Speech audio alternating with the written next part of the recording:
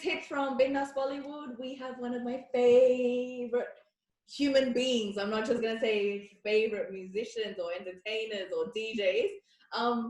Round of applause for Hemi Modgil.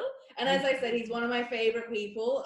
You wear so many hats as well as do most of the people that we have on the podcast, but everyone knows you and loves your music. They love your DJing. You're so freaking famous already. And I was just saying to you off screen, like, you look absolutely amazing. We're going to talk about that as well. But for those people that don't know you well, tell us about your like music journey, DJing journey. Like, were you always interested? Were you one of those kids that made mixtapes as a child? I did. And when I say mixtapes, like I literally used to do it on the tape, on a tape. So it was legit mixtapes. Like I can't even. Anyway, hi guys. If you guys don't know who I am, my name is Hemi, and my full name is Himanshu. I don't know if everyone knows that, Himanshu, and the last name is Modgil. I was born in India, in Punjab, so I'm Punjabi, and I grew up in New Zealand, and now I'm obviously in Melbourne and stuff. And yeah, I just wanna, I would give this formal introduction just so you can get out of the way, so people know who it is and what. And I'm so sorry I didn't give such a beautiful introduction to you. He looked. I mean, The Weeknd. A lot of people call you that as well. No, hell no.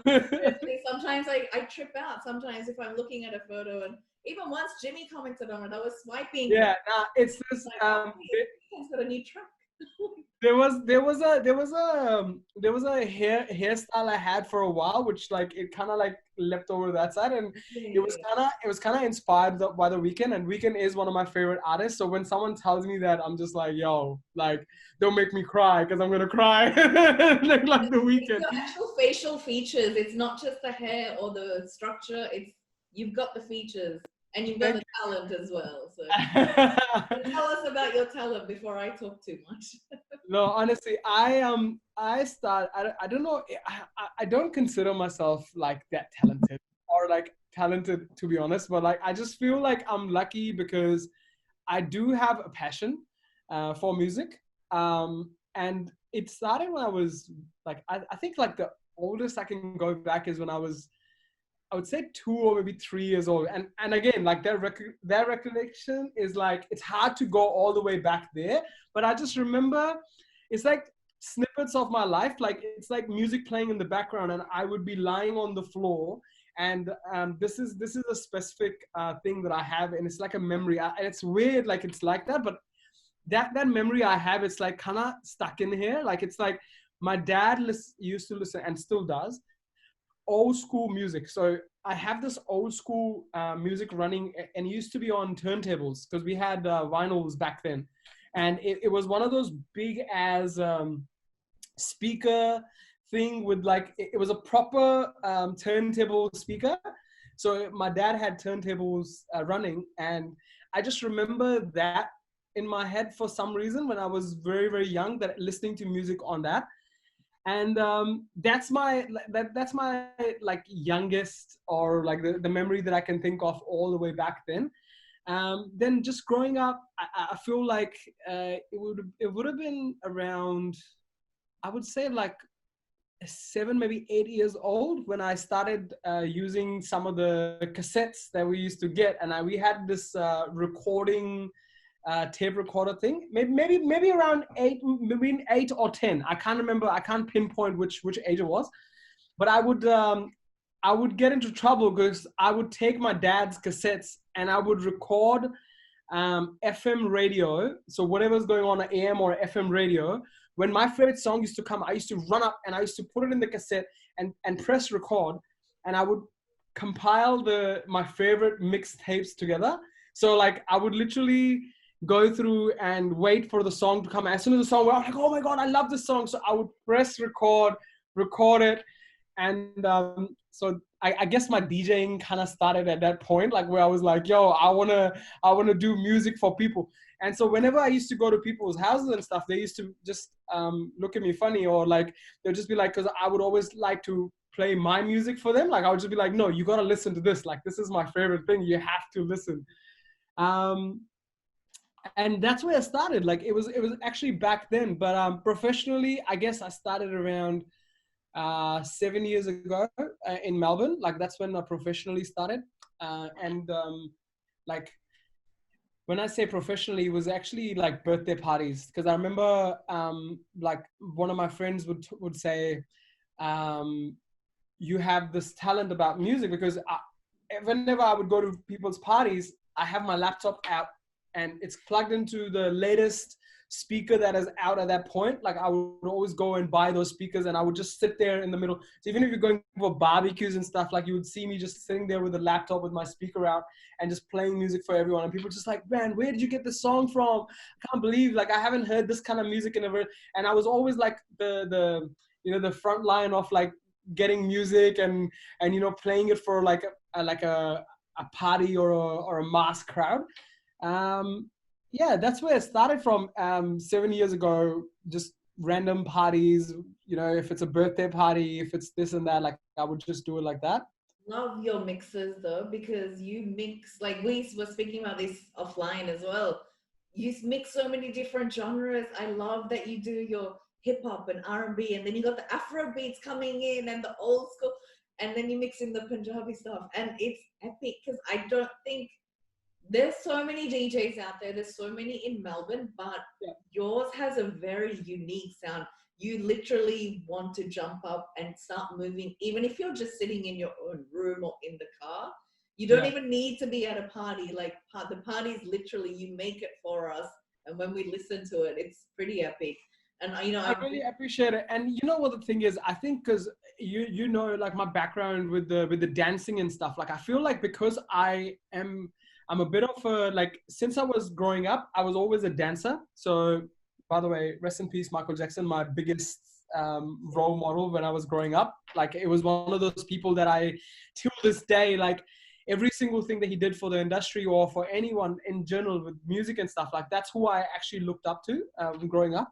And yeah, I was always, so boy bands, like I don't know if you can remember NSYNC and freaking Backstreet Boys, and like I was a huge fan. First rapper was Eminem. Like that was my first like actual thing that I bought, was an Eminem tape, which was the real Slim Shady at that time. It had just come out. This was back in when I was in hostel in India. So all the way back then, I started, like listening and, hearing stuff. And I guess like it was like one of those things that I like the genre thing, that's where it was from, because that's actually what makes me so thing, because I'm just like, at that time when I was in India, I was still listening to hip hop.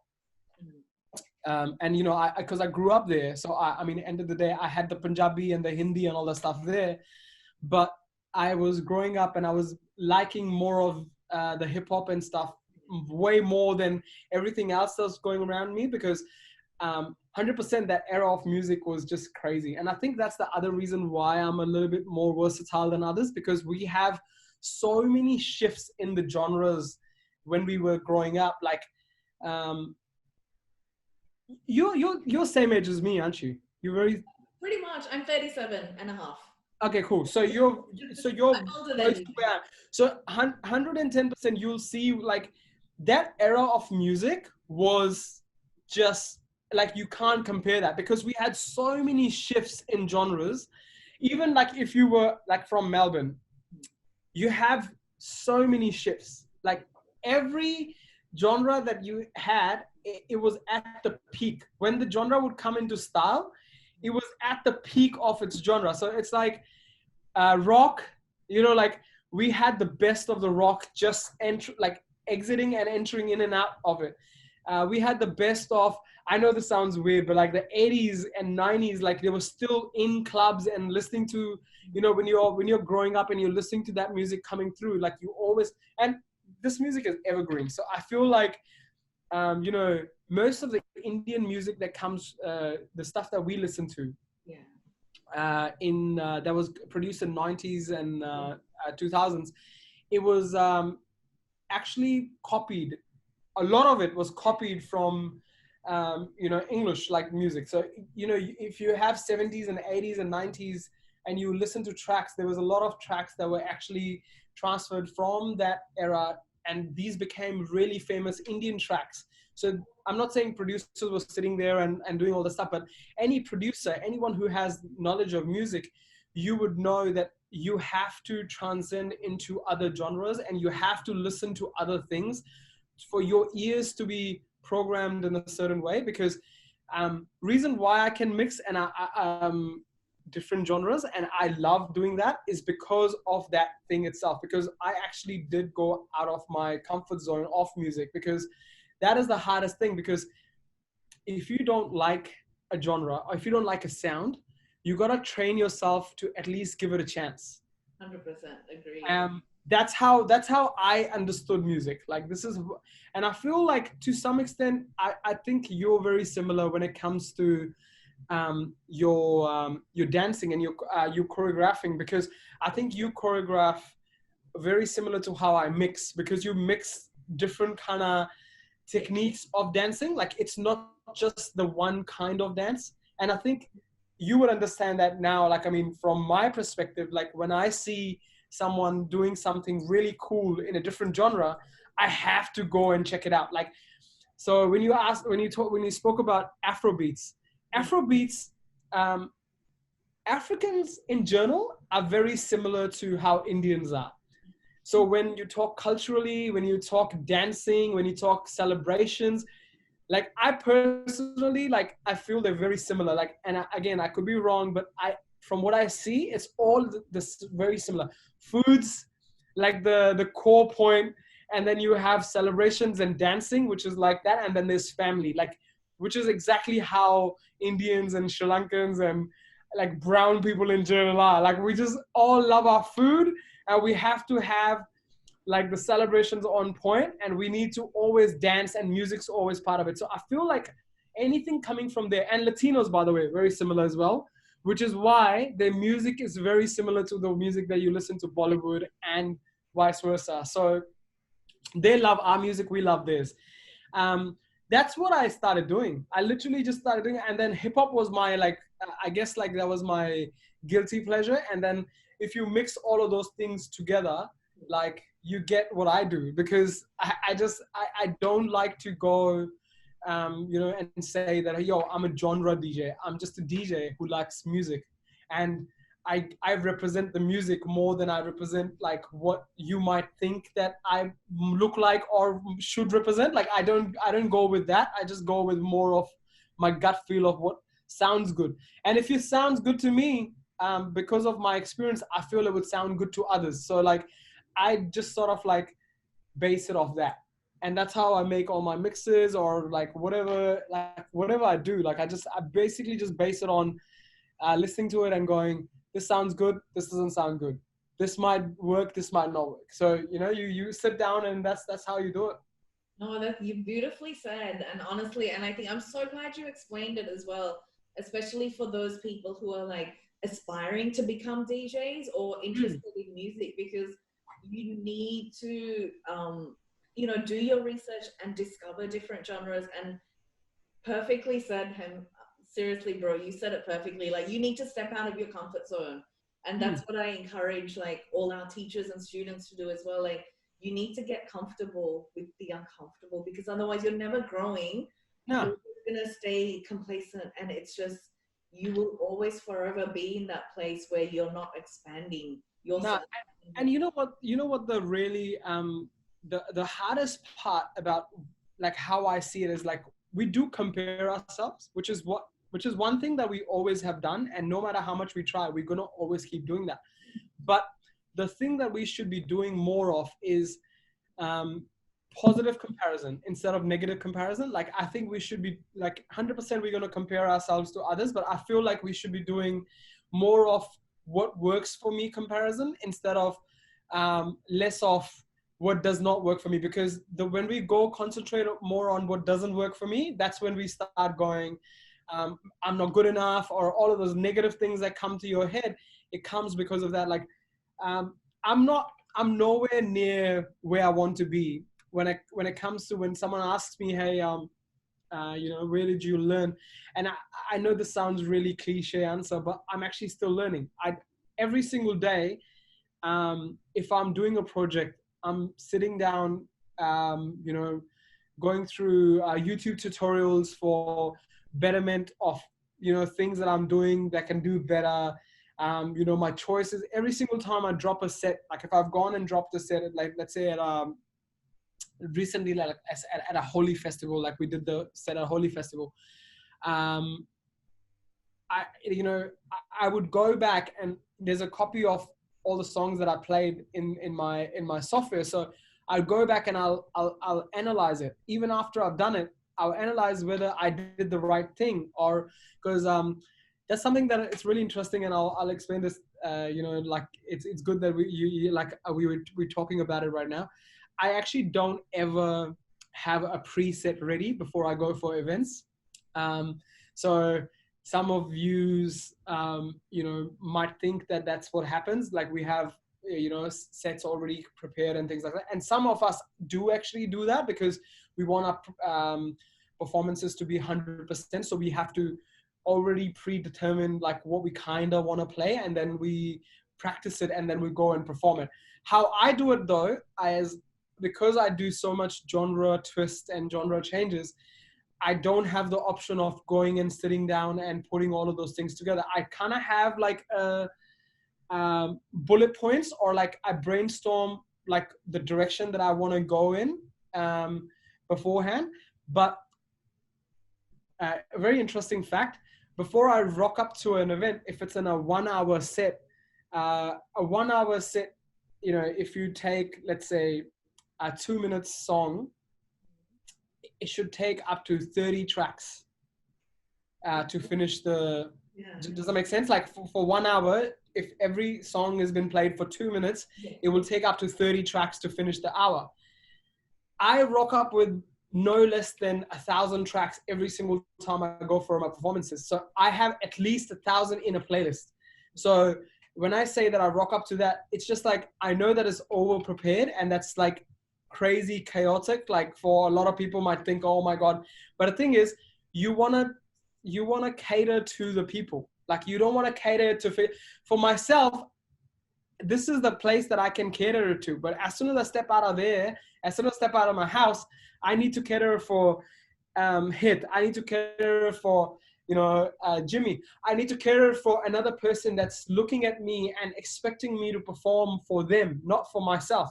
So when I look into the crowd and I've seen, like, let's say 5 faces reacting to the song that I'm just about to play, or like that I am in the process of playing, I will then go closer to that track every single time. So I go, you know, like try to complement the track that I just did with the next track that I'm about to do. And then the one next after that, I'm lining it up accordingly. So that's how I do it. But again, like everyone's different. Everyone, you know, if you go with DJs that only play the really, really famous tracks that are in the, like in the market, if you go with that theory, every one of our sets will sound exactly the same, because we all know what the charts are.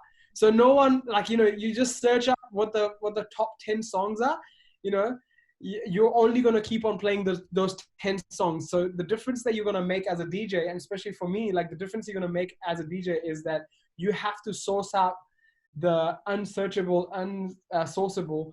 You know, the Spotify playlists are not doing justice for my job, but you know, you have to search out those things that, you know, like, holy, like, was this something that I was expecting? And you're like, and then listen to it and they're like, hold on, this is not possible. But then they're still liking it, they're still dancing, they're still singing it. You know, there's people that are like, yo, like for example, you would know this. As soon as you rock up to a party, especially the Dissies, you know, can you only put Sidhu songs? You know, like, and then sorry, it's such a typical every party, I have recordings, and one of these days I'm going to release every one of these guys that think that he's so like switched on with the talent, the everyday, you know, the charts. Apparently this guy gets the memo. Everyone else around the world hasn't figured out that Sidhu is really famous. But they'll just be like, bro, Sidhu, you know. And the thing is, like, it's cool. Like, I would love to, because, you know, when I'm sitting, you know, just chilling at my household with my friends, I'm listening to those very similar tracks that everyone else is listening to as well.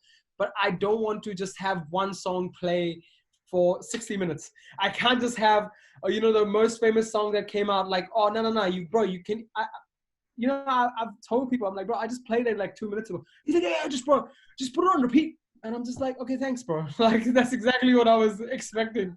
Like, I want people to just come to me and be like, yeah, just, bro, put it on repeat. You come dance with us. You don't have to do your job. Like, oh, it's just the amount of times I've heard people say that to you when I've been at your. Yeah. It's so strange that like they don't care. Like they're just like, Yeah. No, that's okay. You don't have to do what you're doing because you clearly don't know what you're doing, but like you should rather listen to. And I'm not like, I never want to be cocky for people to go, oh bro, I actually know what I'm doing. Like, I never want to say that, but it's so interesting to see someone who is not performing, who is not going and actually playing songs for people, to think that I didn't rock up there like without knowing what I'm doing. Like how interesting to actually have that mindset. We're like, bro, are you sure what you're doing? Like I have had people just go, you know what you should do? Like they'll come out to me with a straight face and I'm just like looking at them going, okay. And they were like, you know what you should do? You should play this song next and you'll see everyone in the crowd dancing. And I'm just like, okay, cool. Yeah, I'm like, yeah, I'll try. I'll try that for sure. I'll try that. No. And this is like people would say that when people are actually dancing. Like you can tell like the dance floor is full. You can tell everyone's dancing, but this guy thinks that this song is gonna do it like better. Like people are gonna start ripping their shirts and throwing shit out of the door. It's so crazy though. Like I mean, yeah, like as a dance performance company, we get the same. It's very, very much the same in terms of you always get those similar questions and requests, and it's yeah, but it's all positive. The good thing about that is though, like I feel like to an extent, even those people, like for me personally, even those people, they do have a part in my life, because end of the day, if I didn't have, because I have people that rock up to me after my performances and things like that, especially like I know that whenever I say this, like, but when you guys are performing, like I have had someone tell me that like, yo, like, there's a difference with like when you have practiced and put in effort into something in comparison to when you're just there for the fame or the, whatever the other way of looking at it is. You can tell people that are actually putting in effort every single day. So one of my projects that come up, like, you've heard mixes and things like that. Before it comes out, it goes through hours and hours and hours of listening by me, just by myself. Like I'll be listening to it so many different times before I can put it up. Same thing goes with dancing. You have routines that, get worked on day and night. And, like you've perfected those routines based on, like exactly how you guys can, connect with each other and things like that. All of those things are all like, they put in like so much effort goes in. Like, for example, if you look at my playlist, like when I say, I rock up with 1,000 tracks, those 1,000 tracks would have been listened by me, like at least each track about 10, maybe 15 times before I have decided that that song needs to be part of my playlist. You have the original track, then you have tracks with intros where you have like an extra bit of instrumental. So, the transitioning becomes perfect. Then you have so many other things in music that people just don't realize, like the amount of effort that goes in when it comes to performances. Like, for example, I have seen you guys practice, so I know, like, the work ethic that goes behind it. Like, I did this video and you really, I really appreciate that you liked it and you were talking about it, and you even posted it in for Bindaas. Your solo dance? The solo dance, yeah. Oh my God, Hemi, that was just monumental. Honestly, I'm gonna tell you something, and I know that you are so nice to me, and like you treat me like a little brother, and you're always like looking after my feelings and all that stuff. But I was not happy with that. I'm genuinely telling you that, like, my I don't know how to say it the nice way. Say it the not so nice way. Yeah. I don't want to offend people, listening to me and going, oh, like, how dare you? But the thing is, like, I genuinely did not like it because the kind of dancing that I see with you guys performing and everything. And again, this is the kind of comparison that we shouldn't be doing. And I have just told you that, we shouldn't be doing that. But no matter how much we try, we always have that thing in our, because I used to choreograph before, and this will be interesting. I don't know. I've never discussed it with you. Maybe I have. But when I was like 2003 or something, or 2002, Abhijit and Sunidhi Chauhan performed in New Zealand, and I was on stage with Sunidhi Chauhan performing. So I've performed with her. So like, and I used to choreograph then. Like, so I would choreograph steps and dancing and things like that. I've done this like when I was younger. I've done this like as a thing, and I always wanted to do dancing. Like I always wanted to like really explore that side of me. So based on that, and I have a lot of friends that are really good dancers. Like my brother's one of my brother's best mates, and like I have a list of people that if you look at them dance, you would just go, holy shit, like, and it was one time when if I rocked up in a club and me and my mates rocked up in clubs and stuff, we used to battle like people that are from dance crews, and we would like legit, because the kind of dancing that I'm talking about is I used to be a clowner. I don't know if you can connect at the time. Clowner, so clown, like I was a clown. So this is actually like, it's a very cool little story. Like I'm loving that you're taking me all the way back. No, but would love to hear all of it. Well, basically, what I used to do was we would rock up to clubs and stuff, and so at that era, like there were people doing crumping. So crumping was like a massive thing, right? And so in crumping, there used to be people that would do the proper crumpers, and they would do pop locks and things like that. Like they did all the stuff that was going on. The generation, everyone was picking up on those different steps and stuff that were coming out at that time. And then there was like, obviously you had the pop locks, and the movies were like Stomp the Yard and You Got Served. So You Got Served, do you remember You Got Served, the guy that does that step where he's doing the face thing, and he's doing this like throw away and like that sort of stuff? Do you remember that step that he was like, you chuck it away? Or like when in Stomp the Yard, when they do that, like, I know this is really funny, but like it's actually one of my favorite movies. So those two movies are like one of like my favorite movies. So it's in Stomp the Yard when he's doing the cleaning the thing, the cleaning the dance floor. Yeah. And he does the whole. So I was that guy. I was the funny little guy, always doing the funny shit. Like, so I would go up in there. Yes. So I would, for example, in the middle of a dance, there was a dance step that I did. I would do the dance step. So very similar to what I would do in that video. Like I was trying to basically like, like doing the whole steps that I was trying to do, but I'm not comfortable with my body still and my steps. Like I'm still not comfortable. I think that I'm still missing the, I guess the beat, like because of how big I still am. Like there was a time when I was comfortable with doing steps because I would match the beat, and I'm a more rhythmic person, so like I need to match the beat sort of thing. Like, and that's why I wasn't happy. So I'm talking about more technical side of it. Like, yeah, sure.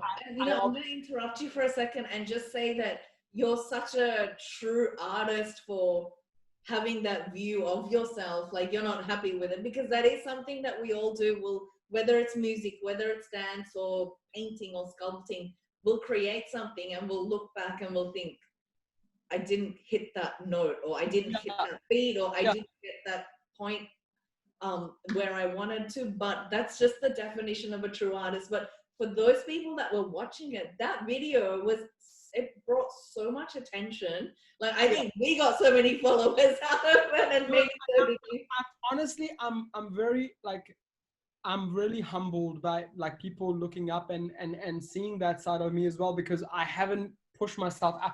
And even since that day, I have been practicing Yeah. low key. So, you know, the next one, hopefully when I come up with the next one, and we have me and you, and we have a few other artists, we have like a surprise little thing coming soon as well. So when when we do have that come through, you know, obviously there will be a better version of my dancing and stuff, which I want to keep doing. And I'm so humbled by the support that everyone gave me. And I had so many messages from people saying, yo, couldn't, you know, some people who have been friends with me for a very long time, they messaged me saying, yo, I just completely forgot this about you, you know? I remember they used to go to clubs and stuff and do crazy shit. Like, I'm so happy that you're still doing those things still. And I'm so lucky as well with my body, like with the transformation that I've gone through, that I'm still able to do that. Because a lot of times I feel like, you know, when you get older, like you hear it so much that, you know, like people don't have the option of doing it and stuff. And It was you know, very inspirational. Like, I do want to actually move on to your just body transformation, but just let me just say that video was so brilliant. I remember sending you a message saying, bro, I'm so fucking mesmerized. And it was very inspiring just to see, like, there was a certain sense of vulnerability in that video. Like, just your expressions and the way you moved your body was epic. Like, I remember Jungle City Studios commenting on it, and they are the biggest like Afro dance studio in all of Melbourne and probably Australia. Like, I go back and read those comments. You've actually got a bright career as a dancer. Call us, please. No, thank you. Now, honestly, like I genuinely think that there was something there, Yeah. definitely. But you know, again, we are our biggest critique, as you were saying before. Like as an artist, like no matter how much we try, and again, I do consider myself out of everything else that I consider myself as a very small little artist. But as an artist, I do know that, you know, I'm very like anal about certain things. I'm just like, yo, nah, this is not. The only reason I did post it up is because actually I will motivate people as much as I can, but I would also tell them to some extent, no matter how much you hate your products and your stuff. This is one of my really close mates has given me this. You know him, by the way, Vaughn. Shout out to him. He has said to me numerous, and he is an amazing artist, man. I don't even know where to start. And he's like, just, you know, if you think that I'm, you know, crazy with the amount of things that I do, he's just like that. He writes music. He used to be in a rock band. He plays guitar. He plays like so many different ways. We can do the keyboard. And right now he's doing the videography and photos and stuff. Like he does so many different freaking things. And the thing is that he is so inspirational to me. Like he inspires me so much, because even the stuff that I'm not happy with. So by the way, that song that I did the dancing on, I made that track. So I made it from scratch. Like I wrote the song. I wrote the song based on my mood. So the song, you can hear that it's got the you know, like again, like I don't want to have a controversial thing sitting everyone to think about it. It was a time of you know, I wasn't happy with everything that's going on. And I you know, I stated it in the, you know, if you read it, you'll see what I'm talking about. I'm just disappointed in everyone and everything that goes around us and stuff. And I just wanted to sort of like do like a little piece on that. And when I danced, it was actually the anger, which is why I just wanted to put it out the way it was. When someone asked me, they're like, because I know how to do editing, so I could have edited that and, you know, like sort of like, you know, made it look nicer and stuff. And I have done few videos that are like that too. When the one that I'm dancing with Coco on TikTok, I don't know if you remember that. I specifically did that for that reason, because I want people to be like, yo, I can do editing if I wanted to, and I could make something, because, you know, I'm not a Bhangra dancer. So I was just messing around and Coco was dancing with me. So I was like, cool, I'm just going to put this out as well so people can see that I can do the editing, but I didn't want to edit that. Like, I just wanted it to be raw. I wanted people to see that you know, I just genuinely wanted to express something that I wanted to put out. I didn't want people to, I didn't want to get like people to go, yo, I'm doing it for becoming famous, something like that. It was more, please connect with me, like in the way that my mental health is. Like I want you to see that, you know, my smile and my happiness and stuff does have other things to it. Like I want people to know that everyone else is also going through things. I want people to know that, you know, I might look, you know, all the time, you know, like I have a smile on the face, but that's, you know, it doesn't always have to be like that. Like, you know, I do still have other things that are going on. So you just need to know that when you're looking at things, it's not the way that and, you know, sometimes you look at things like, you know, you go on Instagram, you look at people's lives and, you know, how they're leading their life and stuff. And you're like, oh my God, you know, that is not true, because I know artists that have portrayed themselves a certain way. And when you see their real life, you're like, holy, like that's completely different to what the real life. And I'm not saying it a good and a bad way. I'm just saying, don't compare yourself on that level. Like just have your own thing, and never, ever not put something out as an artist. Like just put it out. Like if you think that that thing is not right for the time, I know that you're questioning it. And that's something I've just recently learned. Just put it out, because that gives you a premise for your next thing to be better than that. So, and also it gives you accountability, because you're then, you know, you're responsible for yourself and for your art form to make yourself better. Because when you look at that, when you go back and, you know, you search your Instagram and you look at the last post that you did, with my dancing, I'm not a professional dancer. You know, I'm talking to a professional dancer. I'm not a professional dancer. I don't, you know, none of my moves are choreographed. They're all like freestyle, you know, free of energy moves. I respect how much effort goes into a professional dancers, you know, art form. I never post anything based knowing that, you know, people thinking that I'm a professional dancer. I am not, you know, I'm also not a TikTok. You're up there. You're at that level because it's exactly as you said it.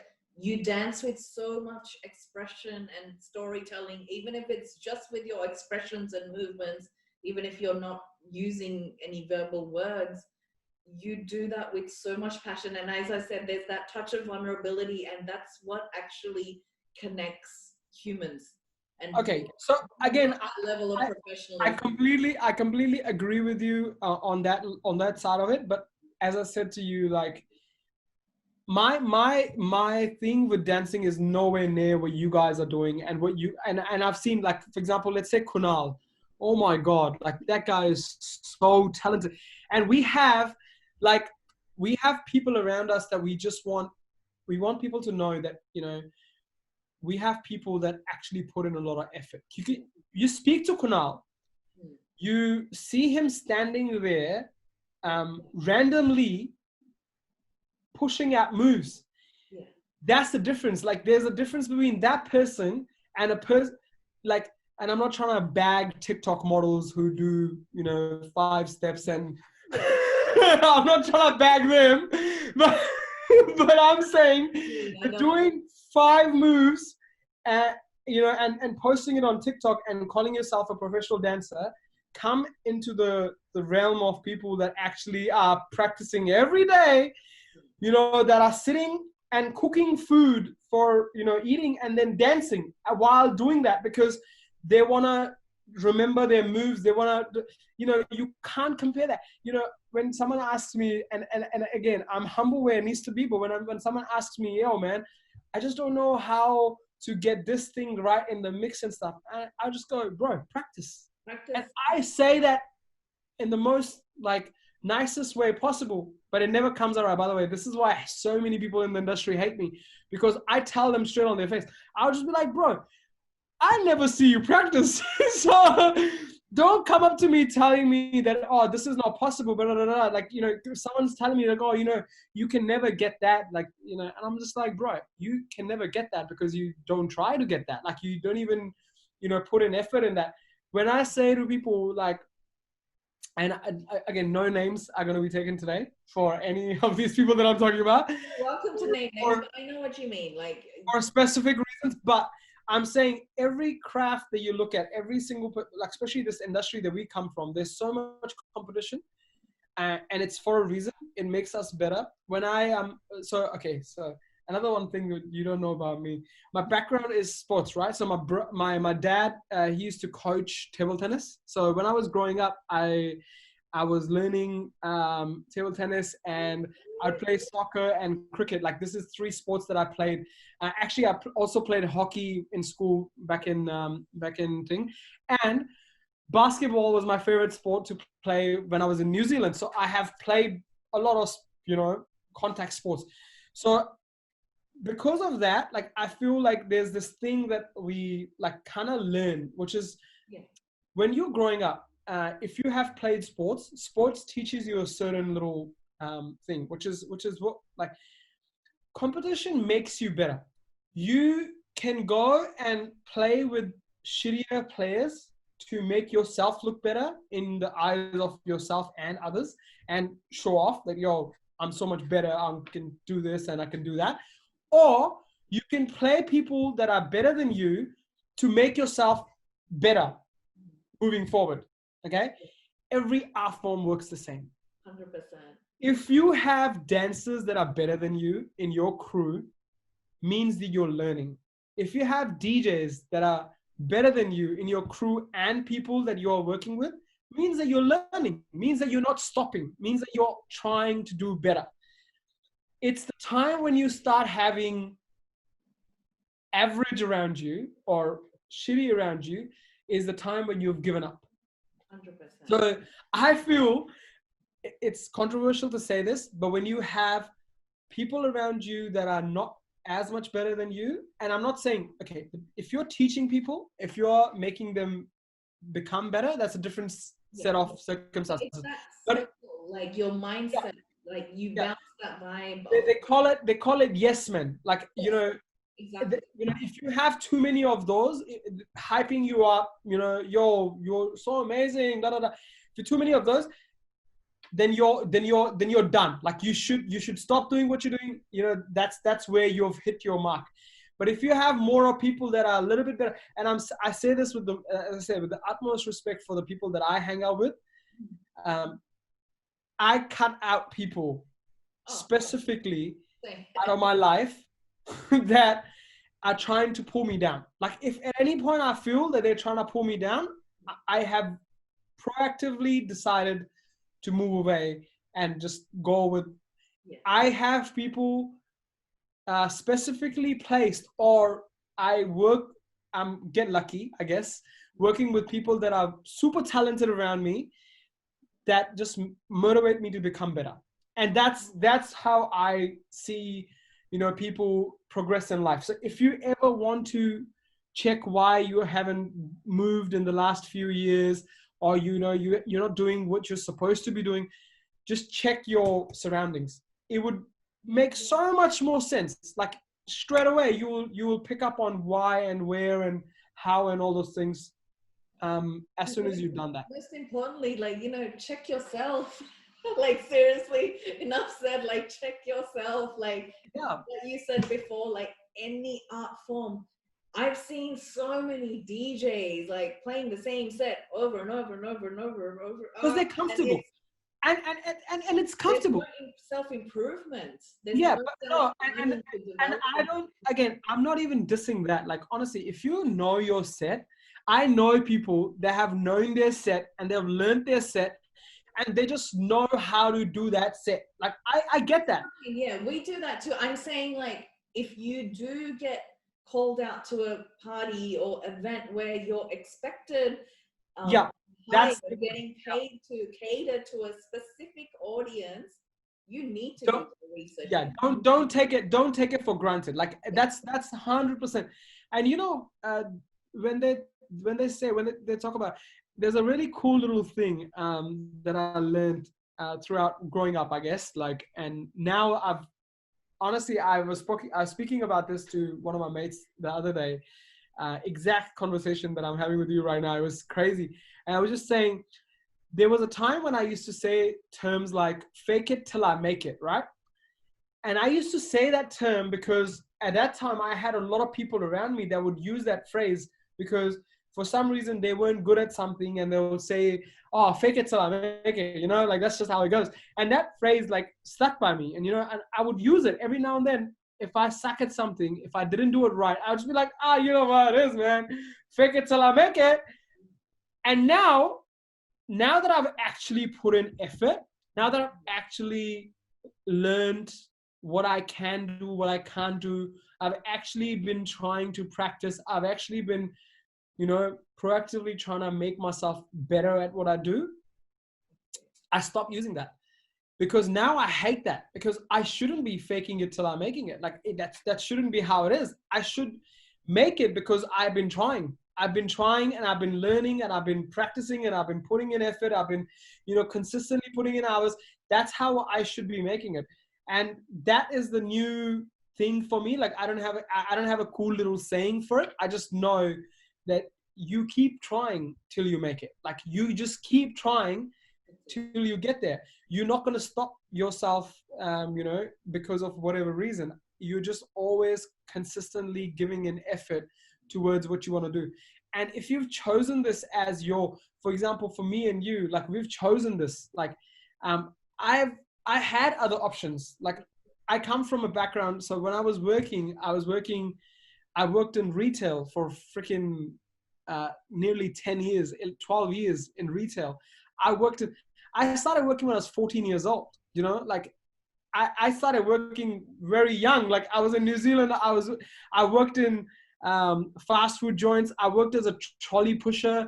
I worked as the table clearing and stuff at the fast food and things, and no jobs no jobs better or thing. And you know, we come from a mentality where you gotta, you know, all that stuff matters, but I don't, because when I was growing up, for me, everything matters. Like all of those experiences make you the person that you are today. Every single thing that I've learned from those times has made me a better human being, and moving forward is going to make me a better person because I have had those experiences with me. I was working in you know, retail for Super Cheap Auto, which is one of my favorite things that I did at that time, because I used to love cars, and my name, actually one of my name's biggest thing comes from a car background, because Hemi is a Chrysler engine. I don't know if you know this or not. It's a Chrysler engine. It's called Hemi. So you'll see a lot of trucks going around, and you're going to notice it now because I've said it. You know, you're going to watch trucks roll. Chrysler truck normally has Hemi written next to it. And I have all my mates always send me photos of, yo, bro, your name's written next to a truck and stuff. It's because the engine is Hemi. So I was actually really into my cars at that time growing up and stuff. I used to be, you know, everyone knows how many times my license has been suspended. And the reason is because I drive the way that I do. But again, I have learned. I am growing up, and no more bad driving. But yeah, as I was growing up, that was my thing, and till this day, like, you know. And then I did collections. I think we've spoken about this. Like I did collections for, you know, Australian Tax Office. I've done it for Dun & Bradstreet. I've done it for GE, which is you know, GE Money now. They've changed to a different company. And yeah, so I've done collections, and you know, all of those things put aside, I have now come and chosen something that I want to do. And, you know, moving forward, maybe in the future, I'm going to be doing something else as well. But at the time that I chose this, and if you are a person like me, and in your case as well, your background's completely different. You went into dancing and you've chosen that as your thing. If you've done that, if you've knowingly put yourself up, there is no way you're going to be sitting at home and going, should I be putting an effort into this? There's no questions. You're going to be putting an effort. You are going to be putting. I have, with artists that I work with right now, I have had Zoom calls that have gone for 8 hours. Yeah. I have had a longer Zoom call than most people's normal day shift. You know, you don't sit and work for 8 hours on a computer when you're working and stuff. Like you work for 5 hours, 5.5 hours, and the rest of the shit is just right off. Yeah. I have had 8-hour, Zoom calls where I'm working with an artist because we're just trying to get this thing on lock, and I'm learning, he's learning, and we just like, we're jamming together. And this is, by the way, I said Zoom call because of freaking coronavirus, because otherwise I'll be in the studio and he'll be in the studio and we'll be here. But because of this, we are now doing everything on Zoom calls. So I feel like there's no substitute for that. If you've chosen an art form, if you've chosen something, you think that this is what you want to do for a long period of time, and you want to, make this into your profession and things like that, you got to put in effort, man. And you got to put in. And I really salute people that have, 3 jobs while they're doing these kind of things, because I don't have it in me. Like I want to eventually go and do other things as well, because the money is very, we all know how artist money. interesting this industry is when it comes to the cash and the money and stuff. And but it's worth it. Like, I just don't have any negative when it comes to that. Like, for me, if I get, and me and you have discussed this quite a lot, in the past with the getting your worth from gigs, and not downplaying yourself. But you learn, you live, you learn. Now moving forward, I know what to expect from my clients, what clients can expect from me. So I'm learning every little step, and everything that I'm learning, I'm putting that into place, like moving forward and stuff. So yeah. Have I missed anything? Sorry? Have I missed anything? I talk so much more. Is that I always. No, it's beautiful listening to you as well, because you're touching on so many different topics, and I think people who actually tune in and watch or listen to these podcasts, like, a lot of the time they don't have any idea what it takes to be an artist, whatever kind of art form it is, as you said, DJing, music, dancing, piano, painting, whatever. It doesn't matter. Like, people are getting to know more, and I think the more and more that we're sharing it, people are learning, and that way they're learning not just about the art form, but they're learning about how much work artists do and what it takes for that 5-minute set or 10-minute set or 30-minute set. And it's great to have artists like you appreciated as well. No, I'm telling you, like, okay, so I have mates, right? So I can see a guitar at the back. One of my boys, I'm not gonna name them. One of my boys started learning how to playing the guitar because he loves the way he looks holding the guitar. And he. Sorry. Continue. He loves looking at himself holding the guitar, so he started to learn how to play the guitar. Okay. Now he doesn't want to be an artist. He doesn't want to be a guitar player. He wants to impress girls because he knows how to play the guitar. That is a different guy, right? If you are that guy, it's okay. If you are that person, I said, stay on TikTok. Don't ask for gigs. Yeah. So that it's fine. If you're that guy and you're doing it because, the girls just rocked up to the house and you're like, oh, babe, I'm going to sing a track for you. And you're just like, and you're like, like, you're impressing someone. That's cool. If you rock up to a gig and you think it's going to be the same as just, jamming in front of your possible girlfriend, and, jamming in front of clients that are paying you money for it, is going to be the exact same thing. You are cuckoo in your head, and you have no idea what reality of the situation is. So I just pray that people know the difference between professional and those people. And when I say that person, there's nothing wrong with that. I'm not saying that you're wrong by just learning an art form. It's fine. If you want to do that, and that's the kind of person that you are, if you want to learn an art form, it's upskilling. But if you want to make that into your life, and you want to be an artist who, you're sitting there and you're actually, putting in effort because you want to be a performing artist, you know, and when I say performing, I'm saying performing in front of a crowd, which is going to look at you and go, you know, it's worth paying for this guy. Like to get to that level of it, you need to practice.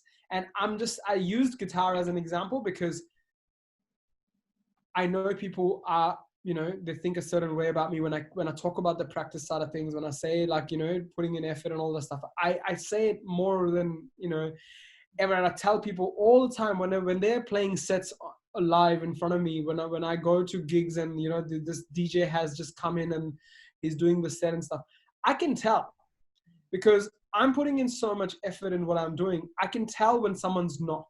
I can tell because the efforts kind of giving me that extra bit of thing. And I'm nowhere near DJs that I look up to. So if I look up to a guy called Laid Back Luke, he's actually one of my big inspirations in the EDM. The thing that he does different in comparison, he does EDM, but sorry, EDM is electronic dance music for anyone that just wondering what I'm talking about. So electronic dance music, he mixes that with hip hop. And electronic dance music mixing with hip hop is, you know, crazy. You know, the BPM is way apart. So normally sitting down in a hip hop track, you'll be sitting at 80 BPM, 90, 100, 105, you know, and that's around where the hip hop track normally would be sitting. To take that to dance music, which is sitting at 130 BPM, 120, you know, onwards, 115 onwards actually is where the dance music sits down. You know, you've got deep house sitting at around 120, then moving up with the genre just going faster and faster, and then you have techno, which sits around 135 to you know, 140, and you have your psytrance around that as well.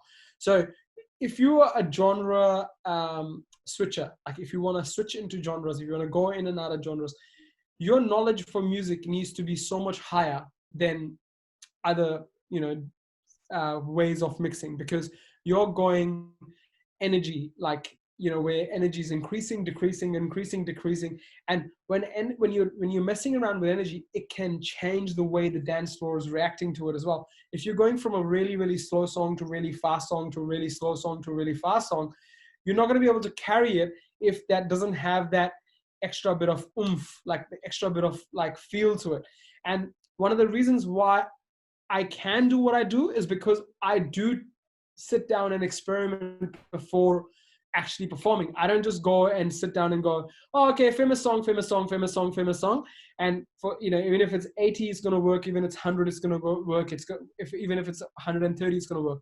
Trust me, come into the studio, chill with me for 5 minutes and bring the favorite songs that you have and try to mix them together. And I'll tell you where it's not going to work and how it's not going to work. But putting all those things aside, if you are trying to put in effort into something and you have tried to, you know, sourced out different options, you've checked, you know, the key of the song comparison to what the other key of the song is, you've checked whether the pitch is going to change the way the song sounds, you've checked like how much that, you know, the volume this one song is on and the other one's not going on the same one. You've done all of those homework behind it, and then you're doing something. Then I understand that you've put in the effort and you've decided that's it. You can tell the people that have done that in comparison to the people that have just gone, oh, YouTube, famous song, favorite song, let's just download it, convert it on YouTube Converter, and then just rock up to a club and start playing for the mass, thinking that, oh, I'm going to play all the famous songs. Bro, after about, you know, 5 of these sets that you've played, your life's going to be so boring because, you know, even if you become famous, you're not going to love what you do because you have the easy way out. And you will only be known for the time being till you get bored with what you do. Because when you get bored with what you do, you're not going to be able to, you're going to go to gigs and you'll be like, you're going to be that DJ who doesn't smile. Because there's a lot of those that are. But that's why when you ask me about the thing, you know how I perform. You know my performance. When I perform, it's like I'm always having more fun than everyone else. Hell already. Yeah. Before you don't need to do this or that or any of that shit. You literally vibe with your crowd. I'm dancing so much. Like I remember because people that are shooting me, so like Vaughn and them, like whenever they're coming up to shoot me and stuff, they're like, bro, just every now and then look in the camera and like just do something, bro. And the thing is, I just can't, because I'm so into what I'm trying to do. Like, I suck at that side of it. And I honestly respect people that can do that. Like, they can just be like, yo, like, looking at the camera and doing this is like, holy shit, I would forget like the next 5 songs. Like, I have, my head's like filled right now with like, this transition needs to be there, that needs to be there. And like, this has gone too long. Sometimes I'm so into the process of where I'm trying to go with it, I fuck up because I've played a song for too long, longer than what I was. Yeah. And the reason why I say that it's so much harder, because when you transition tracks, and this is very technical, but like I'll just give you an example based on songs, because you know what songs look like. So let's say if you were talking about Kala Chashma, right? Kala Chashma. So when it finishes, so when the song, so obviously with the choreographing, same thing happens, right? So when the song finishes, the chorus will have a dance routine that you've prepared. The verse will have a dance routine that you're prepared. The chorus can be the same. Agreed? The dance routine and the chorus can be the same. You can have, because the chorus is coming twice, you can have like 2 things. The thing that is interesting is when you're mixing those things together in a thing, if you miss your spot on a track while it's running, you have to wait for it to finish what it's doing to go back in. That's what people don't realize. If you are a mixer who is actually mixing like the way that you're supposed to. When I started learning, when I started doing all those things, I never used to care. I used to mix wherever the hell I feel like mixing. Because at that time, I was the guy, the most famous track. Because Sorry, I'm kidding. No, but I'm telling you that I used to be the guy who would just, the most famous track, da da da da da, and I have to, get the crowd going. Oh my God, you played my song, and I wanted that to be the thing.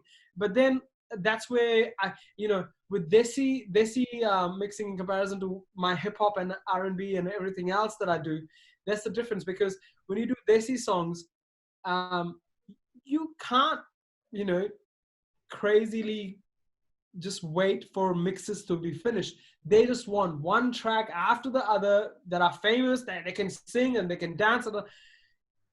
You are gonna suck at what you're doing if you're just waiting for, things to finish. So you have to transition your songs in way faster and way unethical, like that you just put in when you could do Desi shit.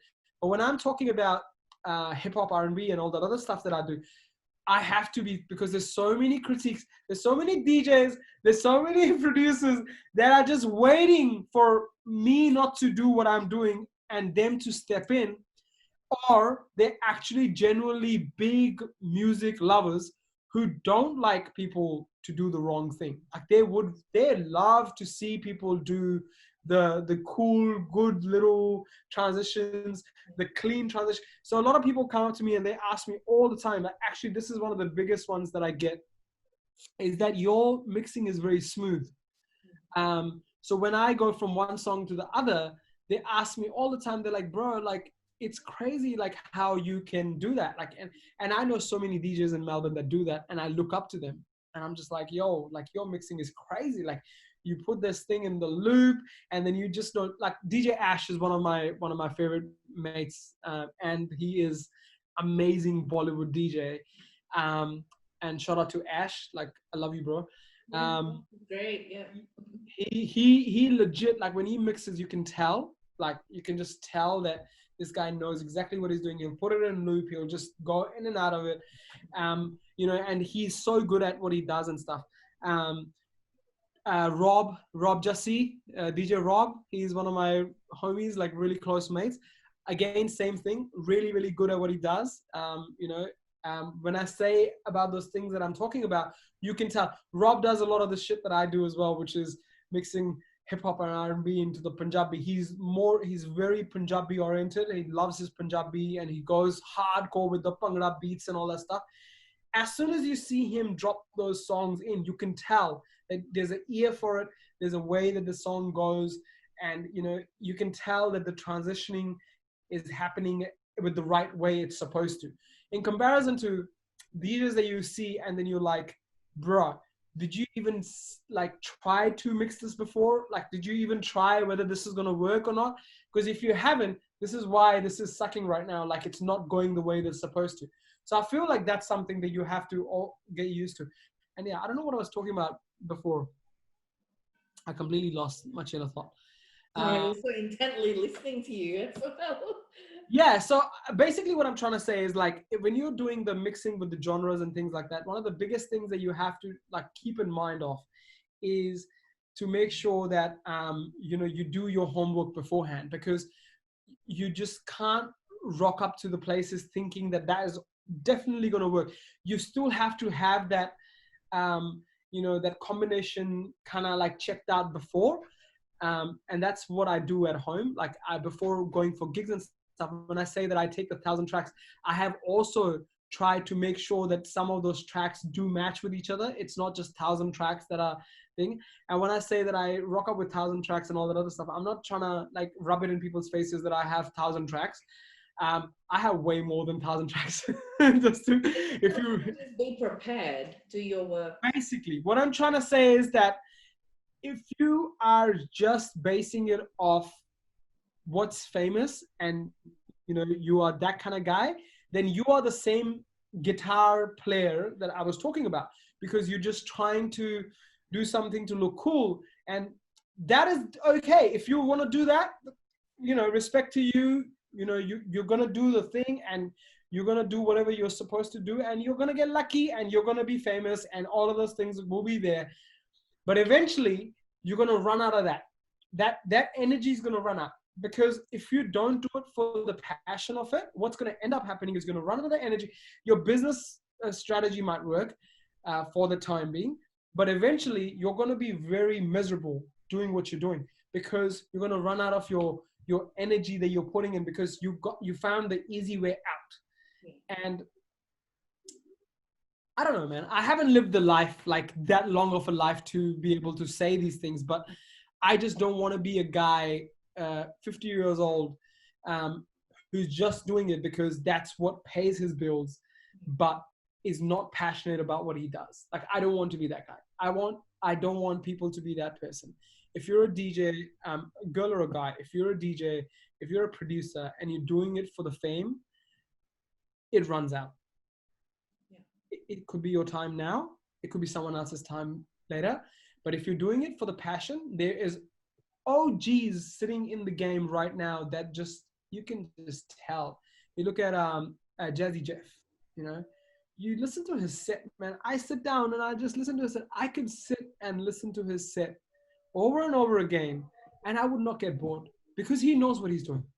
He has been sitting there in his studio the same way I am, and I'm never going to be like him. I'm not ever going to be like at the level of him, but I know when I'm sitting here and my mom and dad sometimes rock up and ask me a question like, yo, food and this and that, none of that stuff like matters to me, timing, like how much time I put in. Like when someone asks me with the money, like how much money you get for the time that you put in, is it worth it? Is it all that stuff?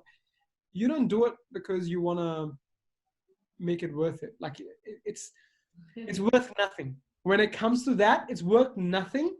But for me, it's worth everything. So there's a huge difference. Like, if I had to give you the money amount of what it's worth, like I could give you nothing. But for me, what it's worth, it's millions and millions of dollars. So it's really hard for me to put a pinpoint, like a mark of number or whatever that is. It's really hard. Oh, beautifully said. Oh, Hemi, I was actually going to say we're running out of time, but we do have about 5 minutes left if you're, because I know that a lot of people have been commenting on your just health journey as well, if you're okay to talk about that. But thank you so much for just really articulating just everything about music and DJing so beautifully. Like, I think that was just like, it needed to be said. And I love talking to you, but please tell us about your like health transformation. Cause I mean, I was saying, Jimmy and I were both saying to you off screen, you look freaking amazing. Like, you look so good, bro. And you look so happy and just that glow. And I actually am very like, there's an up and down to that as well. Like there's a happy side and a thing side. And I feel like both those things need to be said. But I definitely want to touch on this thing today, because we were just talking about it before. Like, you know, it could be inspirational for someone to look at it and stuff. Okay, so first of all, I was 209 kilos at my highest, which was last year. May was the time that I had my operation done. The operation that I got done was in India. It's a gastric operation, which is basically what they do is gastric bypass. They've connected my food pipe into my stomach, and this is how now I don't eat as much as what I used to. And from last year, I've lost nearly 100 kilos now. So I'm sitting at 100 and I think it was 109, 110, around that. So just under 100 kilos I have lost in just over a year. So it is because of the operation. You know, you don't end up eating as much. And I guess, like, to some extent, I was also trying not to eat the bad foods that I used to eat, just so I don't go back into the thing. So that is there, but it is because of the depression. And, you know, like, I tried so many different things with my weight loss. Like, I remember, like, talking to you, you know, for the last few years that we've known each other. We've had these conversations that I've tried gymming, I've tried all these different things. You know, there was one of the one of my, I wouldn't say mates, one of the people that I know once commented on something like, oh, you know, you got the easy way out, and you should have lost it the way that everyone else, you know, like the proper way of losing weight. And at that time I felt bad to some extent, but then I just realized when I was gaining the weight, or where I was with the weight and stuff, like, I was bad. Like, 209 kilos for a guy like, you know, I'm 5'8". For my height, 209 kilos is a lot of weight. And, you know, even my my knees and stuff, like, I'm 34 years old. I'm turning 34 in this next month. What is the date today? 21st. In a few days, actually. I turned 20. I turned 34. 24. I turned 34. 24. I look 24. I look 24.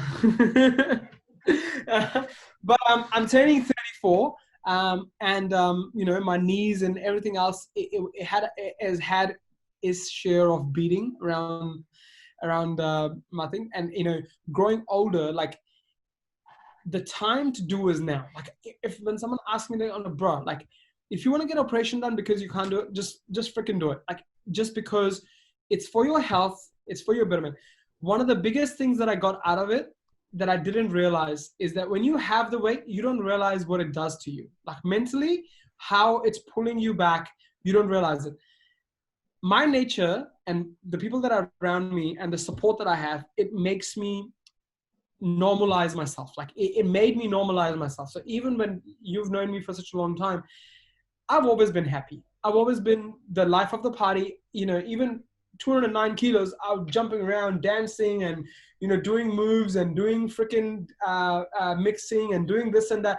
And I would still, you know, rock up to the club and still pop up some moves and, you know, still dance and still. But the issue is that, you know, that's not what I'm talking about. Like, you're not doing it for that. Like, you're doing it for your health. Like, one of the biggest reasons why I needed to do that is because I want to live longer. Like, you know, and if I took the easy way out, and that's what anyone thinks that I did, it's cool. I appreciate what you say. And I feel if I did take the easy way out, there's nothing wrong with it, because I am a better person out of it. And right now, what I can do with my energy that I was just telling you before, what I can do with my energy, you know, walking around, like, even when I'm walking my dog, you know, she looks at me and goes, where's this energy coming from? Like, you know, like I just, you know, even she's impressed. So the fact that, the fact that when I'm walking Coco and Coco's going like, woo, like, where's this energy coming from?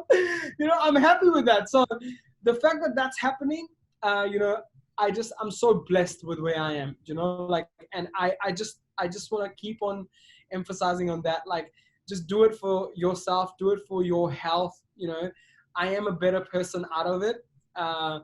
You know, and moving forward, like, I am so happy that, you know, this thing has happened, and I have this extra bit of energy. And, you know, as I was saying, I can actually, you can see my neck now, which is which is a plus point. So, you know, because of that, like, I feel I'm very, very blessed that has happened.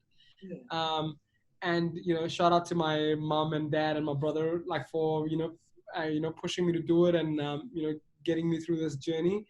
That's and yes, amazing. Your family's so amazing. I love your parents. Like this, I mean, your entire family, your brother, your sister. they love you too, man. We've known each other for so long and stuff. So it's just like, Oh, you've that's been so at the engagement and stuff, and yeah, like, it's crazy, man. Like, I honestly just want to say one thing because I know that as I said, I told you that this conversation is going to be an hour and a half to 2 hours, like, for sure. Like, and we never have enough time. Even when we have our normal catch ups every now and then, where we talk on the phone, we talk for ages. So, I just want to say this one thing to you. Like, first of all, this thing that you're doing with the artists, like, I really appreciate that. Hith, you know how much this means to people that you know, like, that want to get into it. Like, you know how hard it was for us entering into the things that we had to enter into, like, especially knowing you know, what the normal way of doing things, and then all of a sudden, you know, stopping working and things like that. Like, this perspective it could be so useful to someone who's looking at this thing as a profession. Also, just as a thank you to you, because you know, like, we are these kind of people. Like, our art form, like, I know this because we connect with that. When it comes to being an artist, we connect with that quite a lot. We know what it takes, the effort, the input that you have to put into it. We know how much like, it actually takes away from your life, your family, your this and that. You know, the countless amount of things that you have to put in, because for you, you know, like, I feel like it's a massive thing that you're doing this, and I really do thank you for having this platform open for people to actually have a look at it, and, you know, for them to actually go through and have something documented. Because honestly, like, when they now go back and, you know, they check out this interview, you know, hopefully this you're doing this for a very long period of time, and then the next catch up we're going to have so many more interesting things to discuss and things like that. So I really do appreciate you doing. I want to do a part 2 with you. I mean, we started these podcasts to inspire other artists, but, you know, you said it beautifully, for people who are looking at getting into the industry.